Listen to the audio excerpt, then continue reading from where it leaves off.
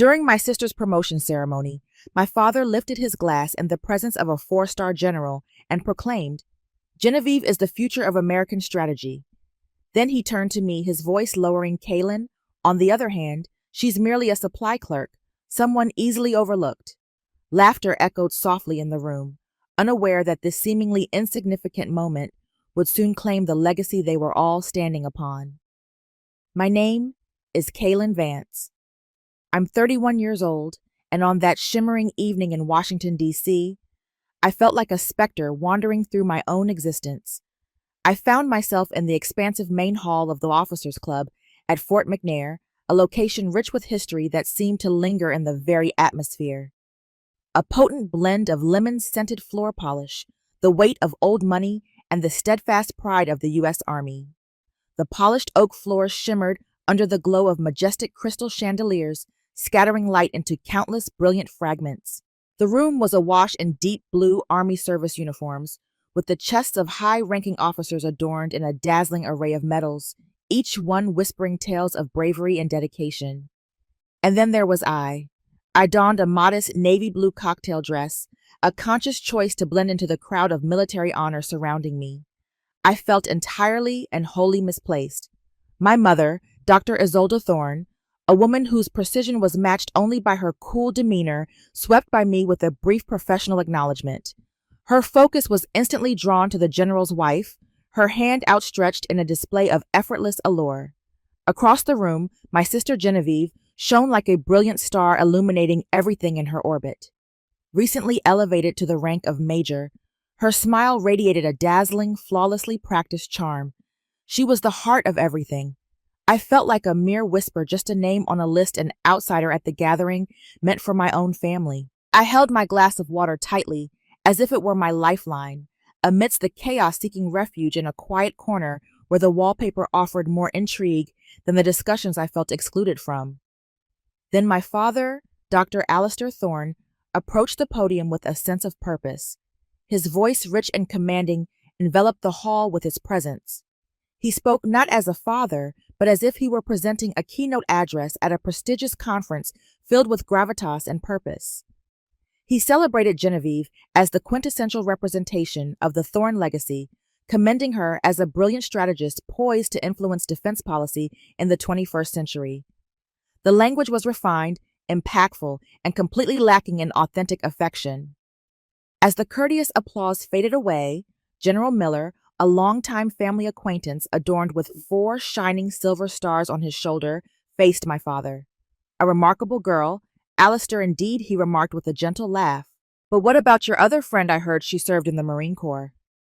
A shared inquisitive glance turned toward me.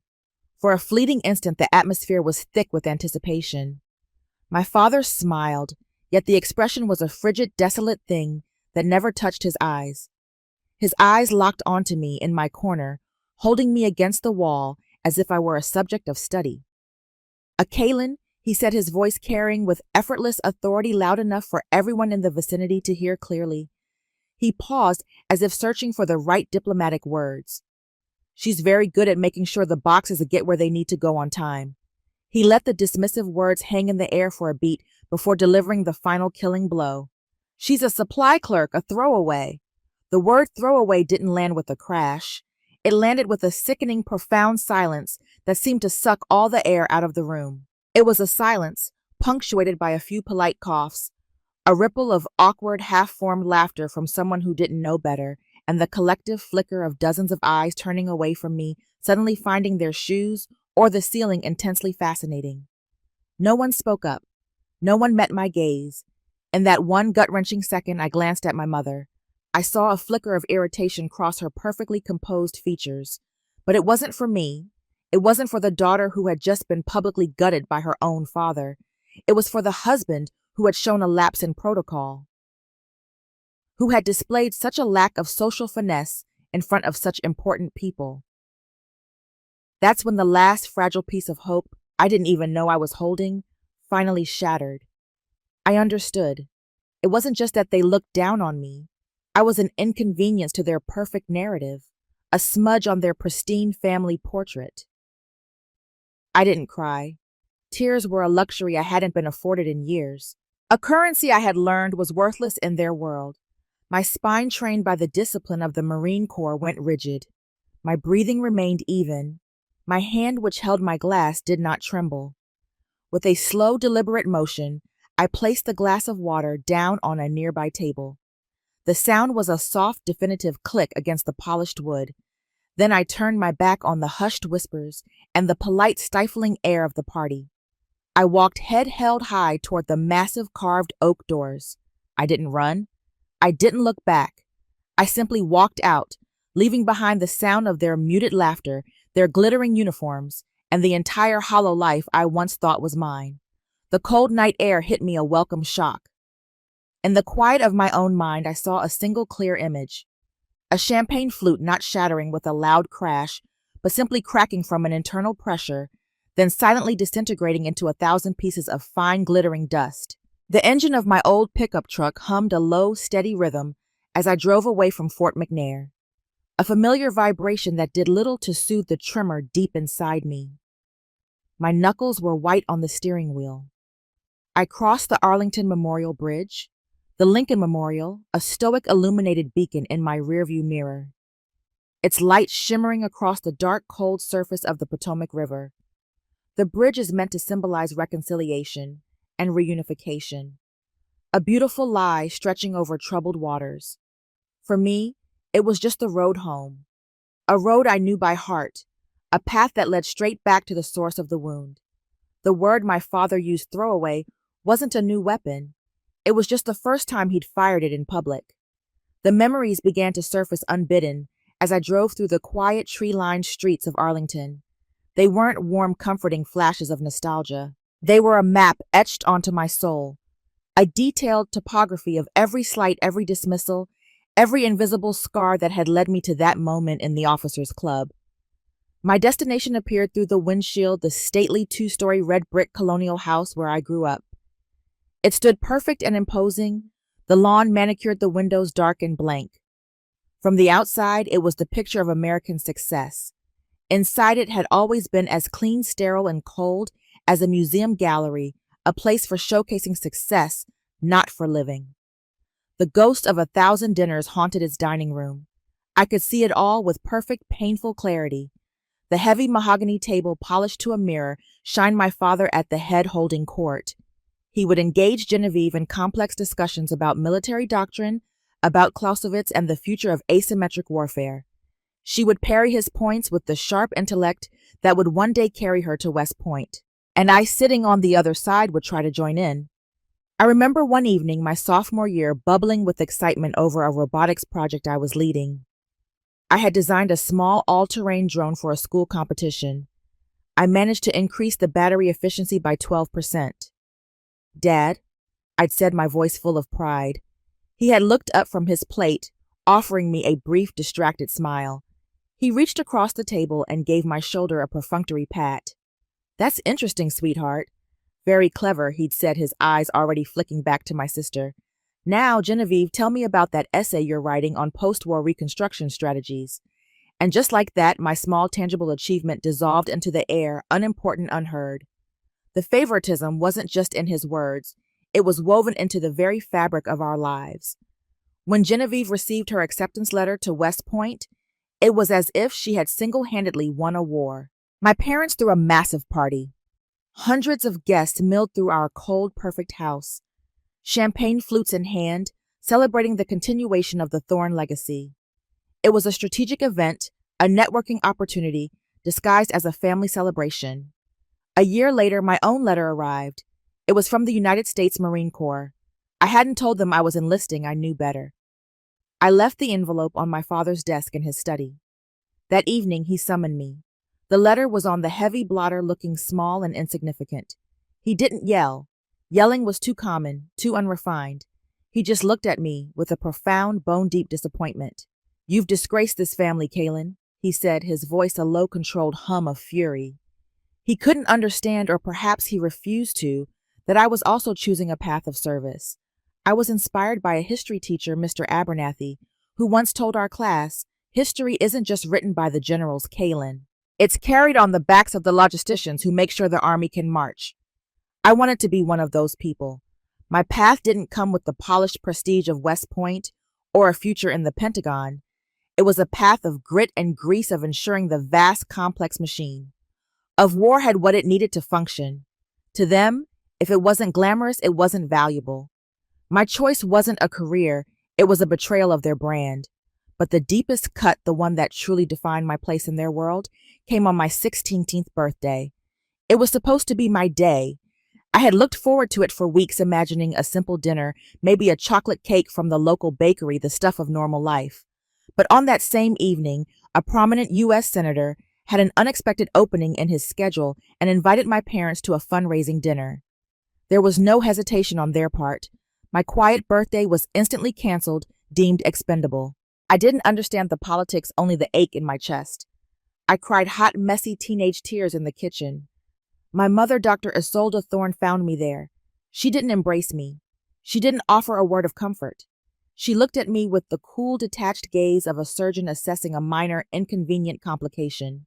"Kaylin, grow up," she said, her voice sharp and sterile.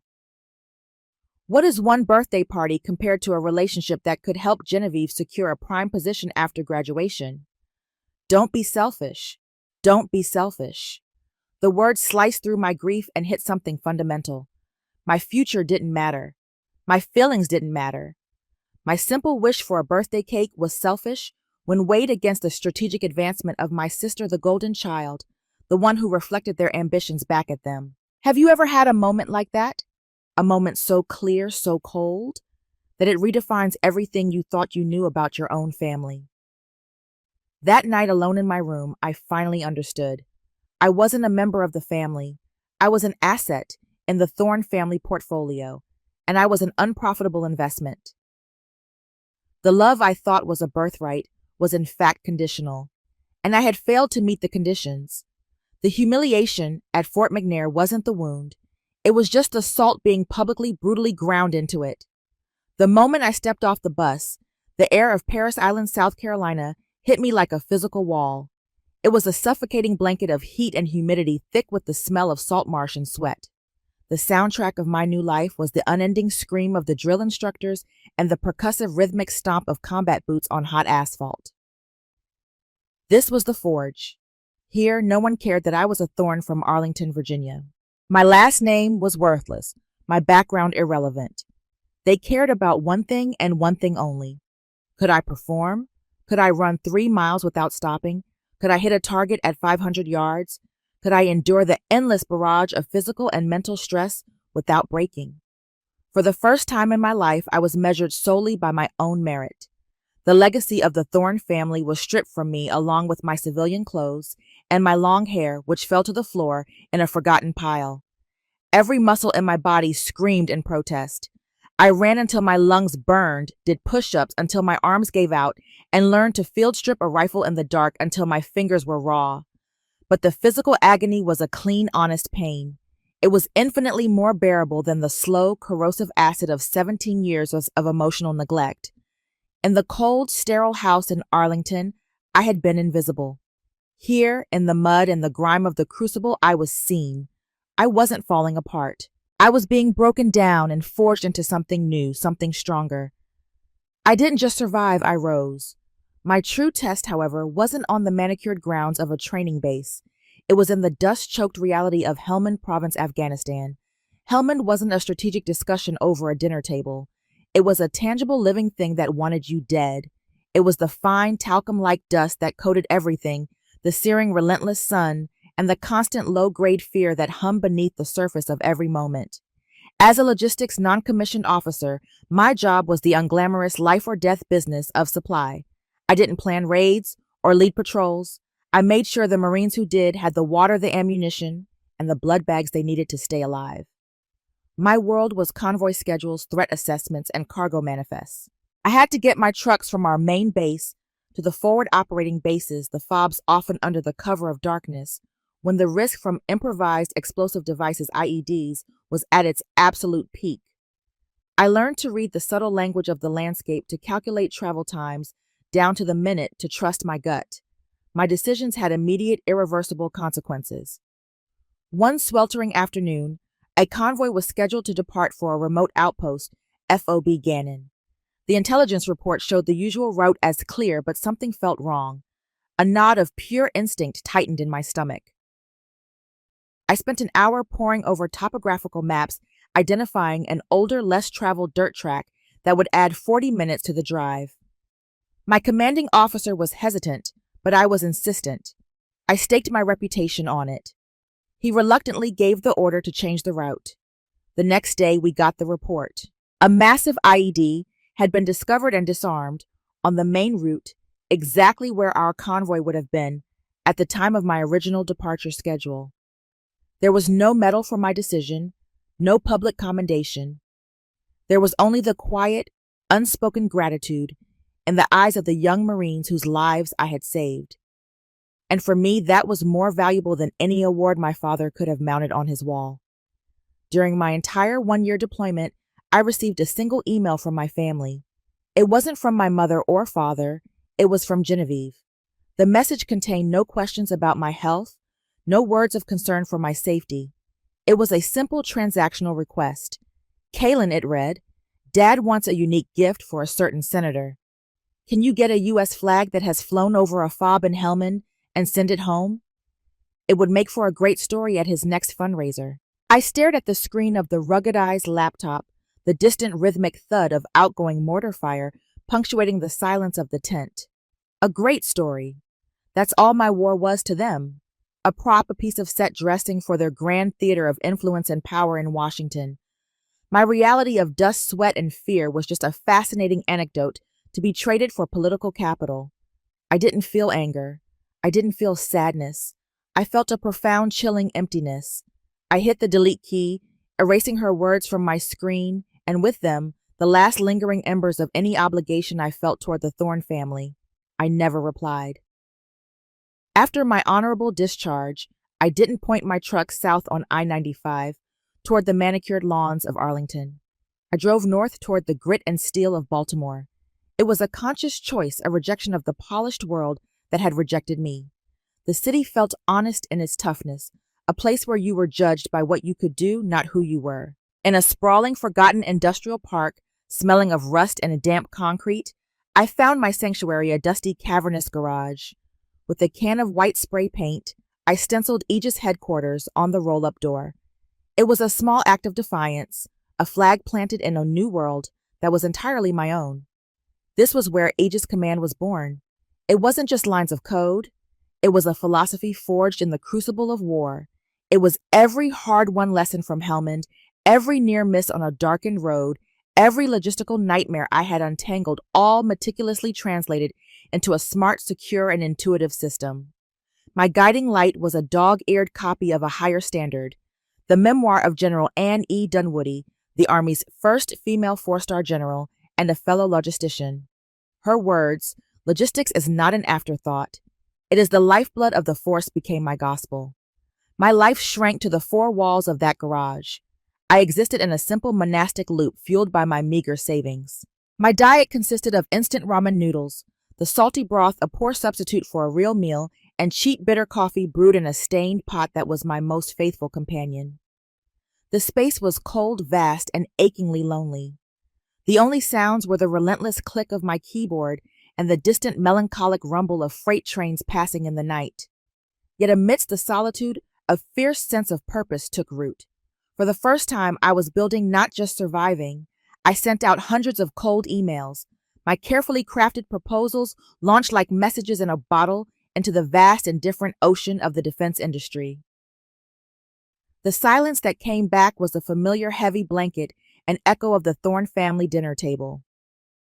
Then, one gray Tuesday morning, my phone buzzed with an unfamiliar Ohio area code. A small, hungry logistics firm wanted a demo. Hope, a dangerous and unfamiliar feeling, flickered to life in my chest. I didn't hesitate. I threw my laptop in the bag, grabbed a handful of protein bars, and drove all night. My old pickup ate up the miles on the Pennsylvania and Ohio turnpikes, the hypnotic rhythm of the road a welcome distraction. I arrived in a nondescript office park just as the sun was casting a weak, watery light over the horizon. I delivered my presentation in a sterile conference room to a handful of impassive executives in ill-fitting suits. But my attention was drawn to one man in the back of the room. He didn't fidget or check his phone. He just watched me with an unnerving focused intensity. He had the lean, powerful build of an athlete, coiled energy, even in stillness, and a pair of sharp, intelligent eyes that seemed to see right through my corporate pitch to the woman who'd built it. A thin white scar cutting through his left eyebrow gave his face a rugged, serious quality. When I finished, the room offered a smattering of polite, noncommittal applause, but he didn't clap. He simply stood up and walked toward me with a confident, purposeful stride. He extended a hand, his grip firm and sure. "Sergeant Vance," he asked, his voice low and direct. It wasn't a question. "I'm Jax Riker Marsock. You coordinated an emergency resupply for us in the Korengal Valley 2012. Your call saved 2 of my guys. The air left my lungs. The sterile conference room. The board executives. The hum of the fluorescent lights. It all faded away. He didn't see a throwaway. He didn't see the Thorne family's black sheep. He saw Sergeant Vance. He remembered a single critical decision I had made years ago on the other side of the world. A decision that had mattered. He turned to the company's manager, his voice ringing with an authority that instantly commanded the room. "This system isn't theory," Jack said, gesturing toward my presentation screen. "It's built from blood and mud. We need to test it." That night, Jax and I sat in a dimly lit local bar, the kind with worn wooden tables carved with decades of initials and the comfortable smell of stale beer and fried food. We ordered a couple of cold domestic lagers, the condensation beating on the cheap, thick glasses. For the first time, I told my story, all of it, to someone who actually listened. He didn't offer pity or platitudes. He listened with the quiet, profound understanding of a man who had also seen the unvarnished reality of the world. When I finished, he just nodded slowly, taking a long drink from his bottle. He looked me straight in the eye, his gaze unwavering.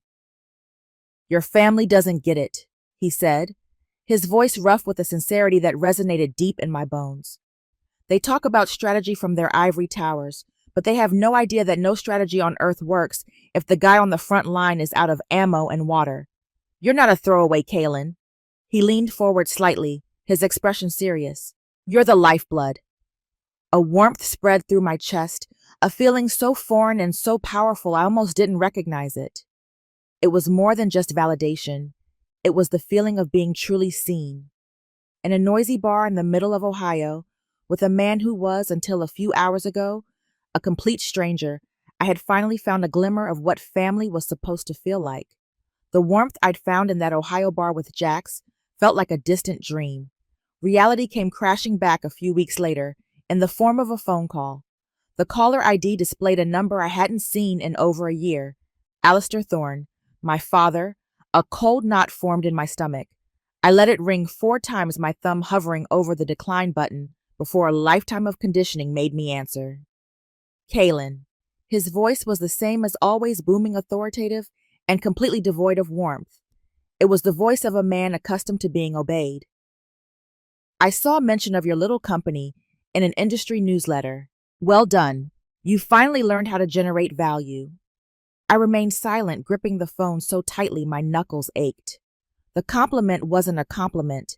It was an assessment of valuation. He was establishing a baseline before making a withdrawal. The silence stretched, and I refused to fill it. He finally continued, a slight edge of impatience in his tone. "Now is the time to fulfill your duty to this family. I need you to arrange a meeting for Genevieve with the senior leadership at DARPA. You're operating in that world now, Kalen. It's time to leverage it. Don't let the efforts of this entire family go to waste because of your selfishness." He wasn't asking, he was issuing a command. The old familiar feeling of being a tool, a means to an end, washed over me. The hope that my success built on my own terms might finally earn me a sliver of genuine respect evaporated. They hadn't changed, they had just seen that the throwaway now had a use. A basic tenet of military training echoed in my mind. Never let the enemy dictate your position. I would not let him drag me back onto his emotional battlefield. My little company was built on merit, not connections. I said, my voice steady and cold. "I'm not in a position to arrange that kind of meeting. Make yourself in a position," he snapped, his true colors showing. "That's an order." He hung up before I could reply. A few days later, my mother tried a different tactic. Her voice, when she called, was syrupy sweet, a tone she reserved for manipulating hospital administrators or the spouses of powerful men. "Kaylin, darling," she cooed, "I heard you had a little chat with your father. You know how he is always so direct. But honey, you have to understand we're a family. We support each other." I could hear the unspoken words hanging in the air. We support the one that matters. Genevieve is at such a crucial stage in her career. My mother continued, her voice dripping with manufactured concern. "You wouldn't want to be the one to stand in her way, would you? Think of the family's image. What will people think if they see we aren't united?" She never once asked how I was. She never mentioned Aegis Command beyond its utility. It was all about Genevieve's career, the family's image, what other people would think. I was just a bug in their public relations machine. I took a deep, steadying breath, the image of Jax's earnest face in that bar flashing in my mind. His words came back to me a shield against her venomous sweetness. "You're not a throwaway, Kaylin. You're the lifeblood." "Mother," I said, my voice devoid of the anger I felt, replaced instead by a chilling, resolute calm. "I will not use my company as a stepping stone for anyone." Aegis Command was built on competence, on performance, not on backroom deals and family connections. I paused, letting the words sink in. "I'm sorry, but the answer is no." The line went silent for a moment. The syrupy sweetness vanished, replaced by ice. "I see," she said, then a sharp, definitive click. The sound of the phone hanging up was louder and more final than any insult she could have hurled. The retaliation was swift and impersonal. A week later, a certified letter arrived at my garage. It was from the administrator of my father's corporate benefits plan. It was a formal, jargon-filled notice informing me that as a non-dependent adult with my own source of income, my coverage under the Thorne family's health insurance plan had been terminated, effective immediately. It wasn't about the money. It was a message. It was a punishment for my disobedience, a clear and calculated move to remind me of my vulnerability, to show me that they still held power over my well-being. They were cutting the last practical tie that bound me to them. I stood there in the cold garage, the letter in my hand, and I didn't feel fear. I felt a strange, cold clarity. They had drawn their line in the sand. This wasn't a family squabble anymore. The war had just officially begun. For a few brilliant, deceptive months, it felt like we were winning. Aegis Command, with Jax now as my full partner, had landed a major contract with Stryker Dynamics, a name that carried the weight of a battleship in the defense industry. The victory was tangible. We hired our first employee, a young, hungry engineer named Finn. The cold garage in Baltimore began to feel less like a hideout and more like a real headquarters, buzzing with the low hum of servers and the energy of creation. For the first time, I allowed myself to believe that I had finally outrun the long shadow of my family. That belief was a fragile glass structure, and it was shattered one Monday morning by a single email. The subject line, displayed in stark black letters, made my blood run cold. "Notice of Unscheduled Comprehensive Security Audit, Aegis Command, LLC." The sender was the Defense Logistics Agency, the DLA. My years in the military had taught me the difference between a routine checkup and an autopsy. This wasn't a friendly review. This was a full-scale, top-to-bottom, invasive deep-dive audit. The kind designed not to ensure compliance, but to find a single fatal flaw to justify termination. It was a declaration of war delivered with the chilling impersonality of a government server. Panic, cold and sharp, tried to claw its way up my throat. Breathe, assess, act. Jax, with his quiet, lethal efficiency and a network of contacts from his MARSOC days, made a few discreet calls. The intelligence came back within hours, whispered over a secure line, and it confirmed my worst fears.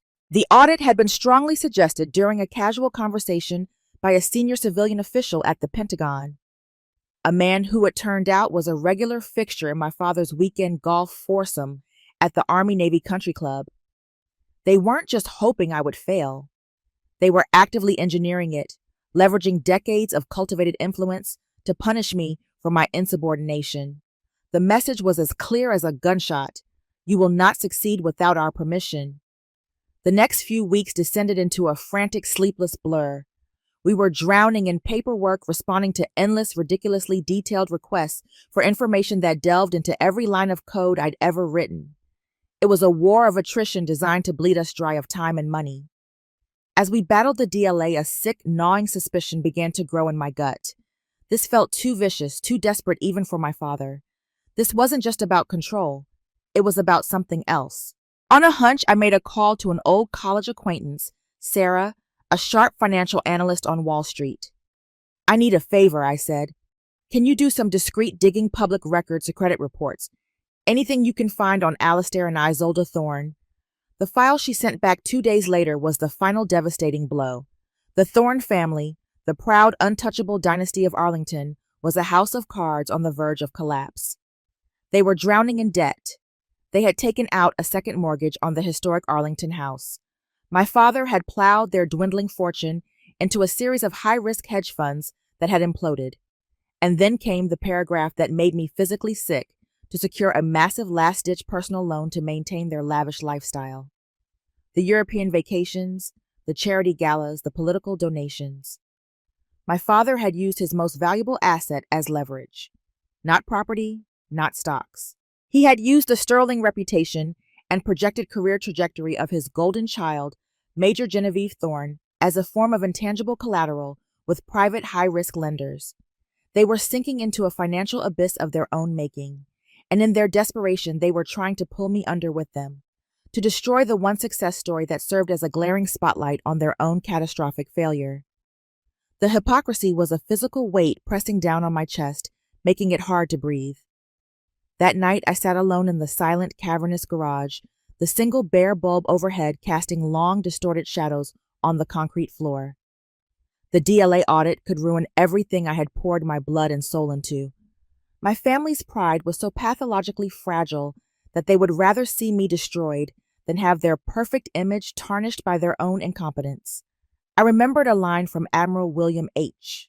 McRaven's famous commencement speech, a video I had watched dozens of times during my darkest nights in Afghanistan.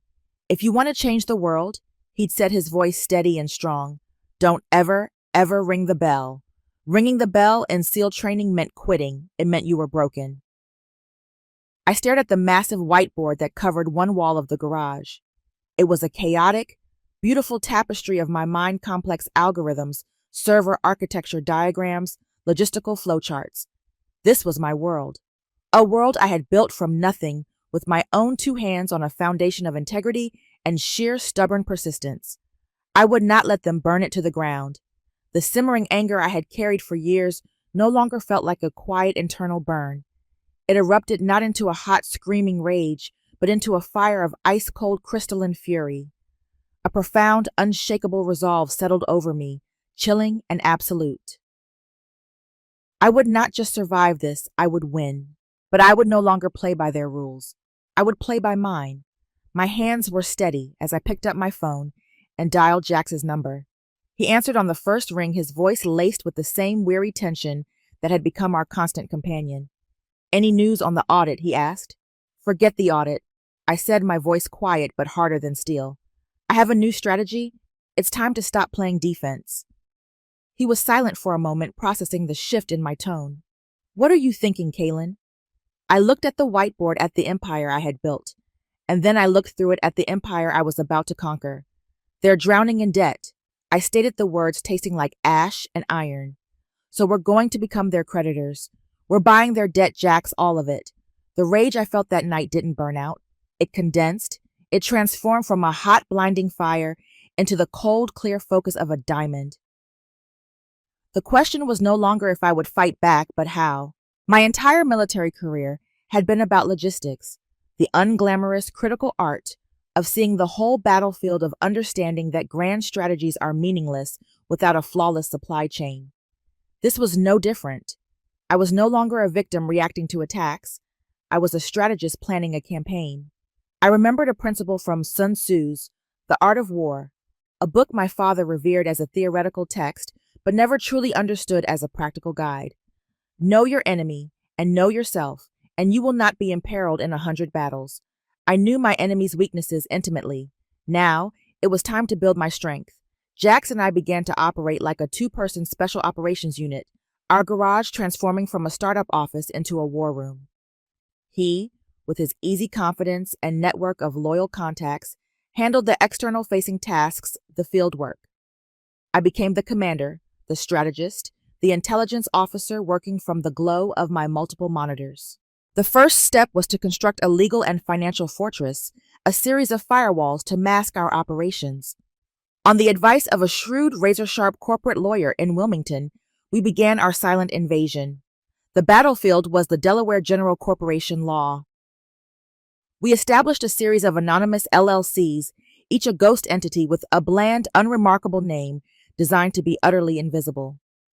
Sentinel Holdings LLC was our first deployment. Its sole mission to discreetly approach the secondary lender holding the second mortgage on the Arlington house and purchase the debt at a discount. The bank, seeing a toxic asset, was only too happy to offload it. With a single wire transfer, I owned the roof over my family's head. Next came Vanguard Medical Partners, LLC. My mother's stress-induced heart problems, a fact I'd gleaned from a public hospital gala announcement, were generating a steady stream of exorbitant medical bills. As they went unpaid, they were sold off to aggressive collection agencies. Vanguard was there to buy that debt, becoming the silent arbiter of her health care. And then there was my masterpiece of sublime, bitter irony, Keystone Strategic Solutions, LLC. This entity was created to offer an anonymous, high-paying consulting contract directly to my father. He, whose ego would never allow him to believe he was unemployable, accepted the generous offer from the mysterious firm, oblivious to the fact that he was now my unwitting employee. I was paying his salary with the profits from the company he had tried to destroy. With my financial weapons in place, my role shifted. I became an intelligence analyst, my methods honed by years of military threat assessment. I followed their lives not as a distant daughter, but as a hunter tracking its prey. I monitored Genevieve's proud, oblivious social media posts from exclusive DC events. I read my father's arrogant op-eds on foreign policy and defense journals. I cross-referenced names from charity event programs with public records. Every piece of data was a tile and a mosaic of their staggering hypocrisy. I knew where they dined, which galas they attended, where they vacationed. I saw the nauseating contrast between their public image and their private reality. They posted smiling, carefully curated photos from a ski trip in Aspen, projecting an image of effortless wealth, while their Amex and Neiman Marcus credit card debts were being sold off in delinquent bundles for pennies on the dollar. And I, through my network of phantom LLCs, was always there to buy them. Every unpaid account, every desperate line of credit eventually found its way into my invisible financial empire. All the while, the DLA security audit raged on. It was their primary weapon, a constant grinding pressure. But they had fundamentally underestimated me. They saw a supply clerk, not a Marine NCO, who had built a system born from the unforgiving logic of the battlefield. Aegis Command wasn't just good, it was perfect. It was built with military-grade discipline and a paranoid level of security. Every line of code was documented, every protocol triple-checked, every firewall hardened against any conceivable intrusion. For 3 grueling weeks, we complied with every request, answered every question, and submitted thousands of pages of documentation. We were exhausted but flawless.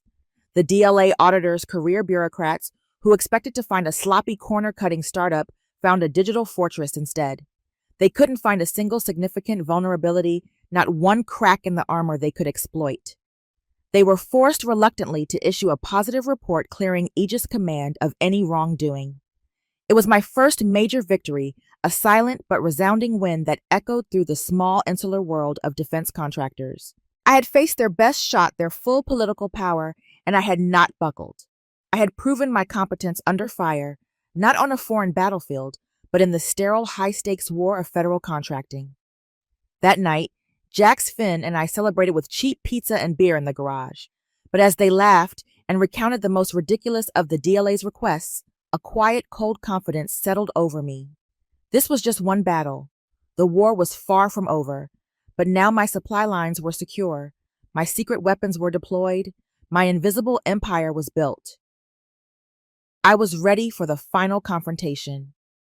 The phone call came a week before Thanksgiving.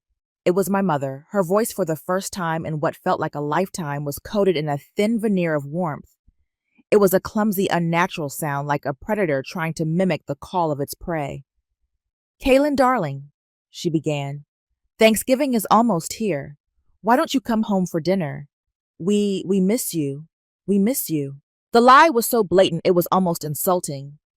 I knew this wasn't a genuine olive branch. I knew they'd heard about Aegis Command passing the DLA audit, a piece of news that would have traveled fast through the DC grapevine. They didn't miss me. They wanted something. Their first attack had failed, so now they were reverting to a different strategy. Feigned affection. An old version of me would have felt a flicker of hope, but the woman who had spent the last several months building a financial siege engine felt nothing but the cold, clear recognition of an opportunity. They had just handed me the perfect stage. I'd love to, Mom, I replied, my voice smooth and even. I'll be there. I wouldn't be arriving as the prodigal daughter, the black sheep returning to the fold. I would arrive as a strategist entering the final negotiation, as an executioner walking toward the gallows. The Arlington house smelled of roasted turkey sage stuffing and simmering hypocrisy. The table was set with the family's finest silver and china, a perfect picture of holiday tradition. Genevieve was there looking brilliant in a cashmere sweater, her conversation light and effortless. My father carved the turkey with practiced patriarchal authority, while my mother fussed over the cranberry sauce. The tension in the room was a palpable thing, a thick, cloying atmosphere of unspoken needs and false pleasantries. They waited until after the main course, after the wine had been poured, and the pretense of a happy family dinner had been sufficiently performed. My father cleared his throat, placing his fork and knife down with a delicate clink. He beamed at me across the table, a magnanimous, condescending smile. Kaylin, your mother and I are so incredibly proud of what you've accomplished with your company. He began, the praise as hollow as a drum. It's truly remarkable. He let the statement hang in the air, waiting for me to bask in it. I simply stared back, my expression unreadable. He continued, getting to the real point of the evening. The thing is, the family has found itself in a bit of a tight spot financially. A temporary cash flow issue, you understand. With your recent success, we were hoping you might be in a position to help out a little. This was it, the moment I had been planning for. The air crackled with anticipation. Slowly, deliberately, I placed my own fork down on the pristine white tablecloth. The small sound seemed to echo in the sudden slants. I looked directly into my father's eyes, holding his gaze without flinching. I know I said, my voice quiet, yet carrying to every corner of the room. I know everything. From the leather satchel at my feet, I withdrew a slim black document folder. I placed it on the table between the half-eaten pumpkin pie and the crystal water goblets. The soft thud of the folder hitting the wood was like a gavel striking down. My father's smile faltered. My mother's hand froze on its way to her wineglass. Genevieve just looked confused. I opened the folder. You're right, Dad. The family is in a tight spot. I slid the first document across the table toward him. This is the deed transfer for this house. The second mortgage was purchased 6 months ago from the bank by a company called Sentinel Holdings, LLC. My company, I own this house. His face flushed with wine and self-importance began to pale. I didn't give him time to respond. I turned to my mother, sliding another paper in her direction. And your recent heart troubles must be very stressful. I know the medical bills were. Thankfully, a firm called Vanguard Medical Partners bought all of your outstanding debt from the collection agencies, another one of my companies. I've been paying for your treatment. My mother's mouth opened slightly, a small silent O of disbelief. Her carefully constructed composure began to crumble. Finally, I looked back at my father. I pushed the last document toward him. And this is a copy of your most recent consulting contract, the one you signed with Keystone Strategic Solutions. A very generous contract, I might add. I let a small cold smile touch my lips. Also, my company, the unexpected blessings that have kept this family afloat for the last 6 months. Every single dollar came from me. The silence that fell over the dining room was absolute. It was a heavy, suffocating void where a family used to be. My father's face had drained of all color, leaving it a pasty grayish white. My mother stared at the papers, her hands trembling, her mind clearly unable to process the information. It was Genevieve, the golden child, the major, who finally broke the silence. Her voice was a stammering, incredulous whisper. Kaylin, what are you saying? I stood up from the table. My movement was slow, measured, powerful. I was no longer the girl cowering in the corner. I was the one in command. My voice when I spoke was as cold and clear as a funeral bell. I didn't come here to collect a debt. I said, my gaze sweeping over their shattered faces. I came here to deliver a truth. You taught me that legacy is everything, Dad. That bloodline is all that matters. But you were wrong. Competence is everything. Performance is everything. I took a step back from the table, my hands resting on the back of my chair. You called me a throwaway. The words hung in the air, stripped of their power to hurt me, now repurposed as a weapon. But now this throwaway is deciding whether all of you still have a roof over your heads tomorrow. I left the Arlington house that Thanksgiving night without another word, the silence of their shattered world deafening at my back. The drive back to Baltimore felt different. The weight that had settled in my bones for 31 years had lifted, but in its place wasn't elation. It was a vast, hollow emptiness, the aftershock. The days that followed were a storm of reactions. My father retreated into a stony, defeated silence, the silence of a king who had been deposed in his own court. My mother, on the other hand, waged a campaign of emotional warfare. There were tearful, pleading voicemails left at all hours, begging me to reconsider to not do this to them. Then came the barrage of furious text messages from Genevieve, a torrent of digital venom calling me a traitor, a cold, calculating monster who had destroyed her own family for sport. I didn't answer a single call or reply to a single text. The emotional battlefield they had always controlled was now closed for business. Instead, I had my lawyer draft a formal, unemotional email. It clearly stipulated the new terms of our relationship. They could continue to reside in the Arlington house, provided all non-essential spending ceased. My father's consulting contract with Keystone was terminated effective immediately. My financial support would be limited to covering the basic mortgage payments and my mother's essential medical needs. The email ended with a clear, concise sentence. Further communication regarding these matters should be directed to my legal counsel. I wasn't their bank. I was merely the entity keeping their ship from sinking completely. A week later, I drove with Jax down to Virginia Beach. I had made a decision. Aegis Command was moving. We needed a new headquarters, a place with salt in the air, and a wide open horizon far from the suffocating power corridors of Washington, D.C. It was a symbolic and necessary move, a final severing of geographic ties. We sat on the sand, watching the gray Atlantic waves roll in and recede. The salty wind felt clean, like it was scouring the last remnants of the thorn toxicity from my soul. "How are you feeling?" Jax asked quietly, his gaze fixed on the horizon. I hugged my knees to my chest and answered with the most honest words I could find. "Empty." I said, my voice barely a whisper above the sound of the surf. "I won, but it doesn't feel like a victory. It feels like an amputation, like cutting off a gangrenous limb. It's painful, but it was necessary to survive."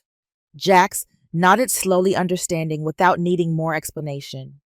"That is the victory, Kaylin," he said. "The victory wasn't the moment they fell apart. It was the moment you realized you could live without their approval." His words resonated with something I had been reading, the works of Brené Brown on vulnerability and courage. She wrote about the courage to set boundaries and the pain that often comes with it. This was my rumble with vulnerability, and it was the hardest thing I had ever done. My final test came a few days later. My mother drove all the way to Baltimore and appeared unannounced at the door of my garage. She looked smaller, lost, stripped of her Arlington authority and social armor. She stood awkwardly on the oil-stained concrete, a ghost from a past life. "Can't we start over, Kaylin?" she pleaded, her eyes filled with a desperation I had never seen before. As a family, I looked at her, really looked at her, and for the first time I didn't feel the familiar sting of anger or the dull ache of resentment. I just felt a profound, bottomless sadness for what we never were and could never be. "No, Mom," I said, my voice gentle but firm. "That ship sailed a long time ago. I will always make sure you have what you need to be safe and healthy. I promise you that." I took a small step back, creating a physical and emotional border between us, but the family you want, that's gone. I pulled the heavy garage door down, the rattling chain a sound of finality. I hadn't closed it with anger. I had closed it with acceptance. The war was over, the borders were drawn. And on the other side of that line, for the first time, was my own undisputed territory. Our new headquarters in Virginia Beach thrived. Aegis Command grew into a leading name in secure logistics, respected for its efficiency and the impenetrable security I had built into its very DNA. We landed contracts that would have been unimaginable back in my cold Baltimore garage. But as the company flourished, I felt a familiar hollowness begin to creep back in. I soon realized that my greatest achievement wasn't going to be measured in the cold, hard numbers of a balance sheet or the prestige of a new government contract. My true legacy had to be something more, something that would fill the void that victory alone could not. That's why I started the Valkyrie Initiative. It's a nonprofit foundation funded by a dedicated percentage of Aegis's profits. Our mission is to provide seed capital, strategic mentorship, and a network of support to female veterans wanting to start their own businesses. I wanted to build the lifeline that I never had to be the person who saw potential where others saw risk. In Norse mythology, the Valkyries chose who would live and who would die in battle. My Valkyries, I decided, would help women choose how to live fully and powerfully after their service was done. Our office isn't a gleaming glass tower designed to intimidate.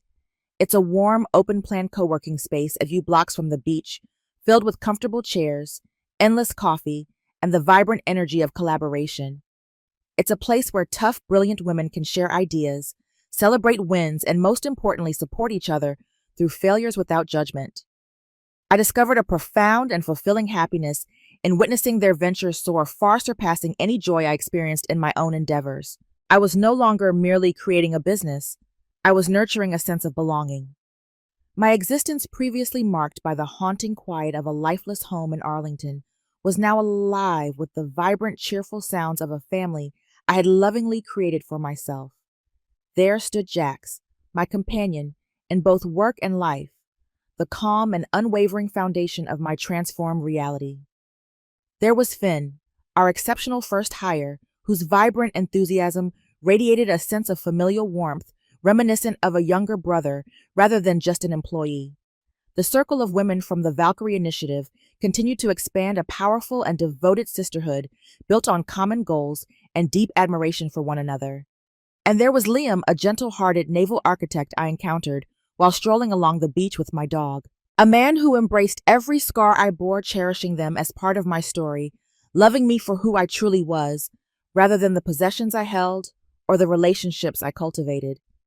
Our weekend dinners felt like a refreshing escape from the charged, calculated gatherings I once knew. We would come together on my back deck, the air heavy with the aroma of Old Bay seasoning, wafting from a large pot of Maryland-style steamed crabs laid out on a table covered in newspaper. The atmosphere was filled with the delightful disorder of intertwined narratives and spontaneous, joyous laughter, accompanied by the gentle clinking of beer bottles and the soothing rhythm of the waves crashing nearby. This became my new legacy. It was vibrant, flawed, and breathtaking.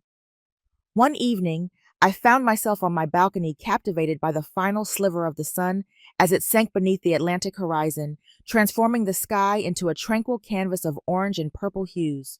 The soft vibration of my phone interrupted the stillness, resting quietly on the table beside me.